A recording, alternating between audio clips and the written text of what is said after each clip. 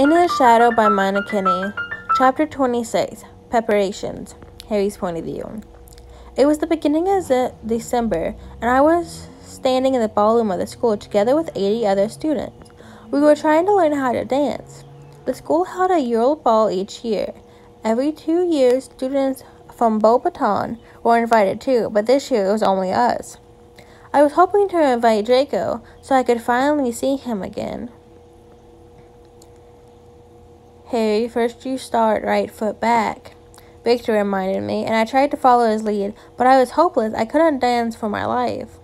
You have no idea how happy I was when the lessons finished, and I was allowed to leave.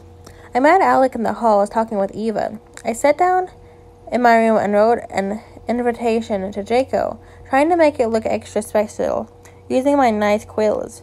After I ran out to the alleyway to give the letter to Hagrid, who made himself on her way, happy to fly back to English again.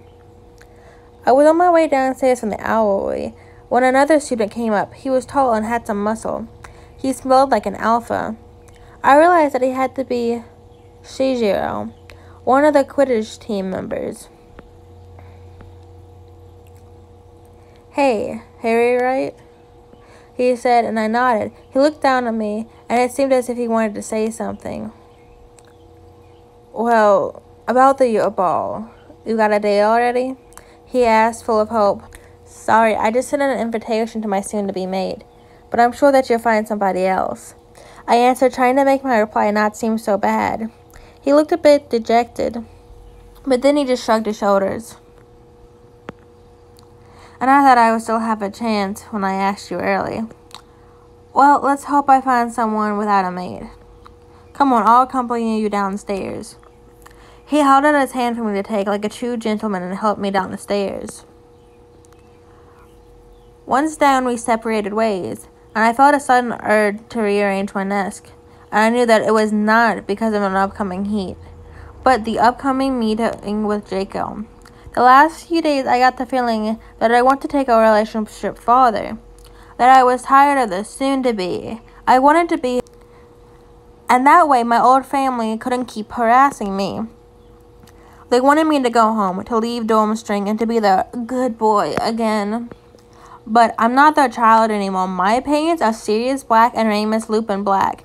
When I was finally happy with my bigger nest, and I had hidden some extra things just in case. When I was finally happy with my bigger nest and I had hidden some special items, just in case, I felt ready to go downstairs for dinner. I sat down next to Alec, who was rubbing his feet. "Heard from dancing lessons?" I asked, and he nodded. "I had a nice talk with Eva today," he said, and I cocked an eyebrow. "Really? You have something going on?" I asked, and he shushed me. "I can't tell you. Go ask what Victor's doing. It seems like he wants to kill himself with that needle." I looked over to my brother, who seemed to be trying to sew something. He gave me an annoyed look, and I gave him a questioning one back, and he held up some pieces of what seemed to be a brown fur that he was sewing together. "I'm making a nice blanket for my future child. It's a tradition that the dominant mate goes on a hunt and gives the fur to the mate in form of either a shoulder throw for the uniform or another piece of clothing, etc. My mate thinks I'm not serious about children, so I'm going to show him how serious I am. What do you say?" I just shrugged, turning back to my food. It seemed that if I wasn't destined to eat today, as a letter was brought by my owl. It was red, and I knew this kind of letter well. "Harry James Potter, we have waited. We have been patient with you to get over your act, but it seems you won't act as if you are an adult." The letter screamed at me in a deep, scary voice of James Potter. Then the fake, sweet voice of Lily Potter continued. "Hey, my baby boy, Mommy is missing you. I know you're growing up and everything is scary, and war is going on, but we found someone that will keep you safe. We just want to help you. Just come." The letter starts to burn while Lily was talking. There on the opposite side of the table stood Elizabeth, her wand in hand. "Those voices are hurting you," she said. "Sylvester means family, and a family you look after each other. I heard her whisper, sitting down again, while someone else put the ashes of the howl in the trash.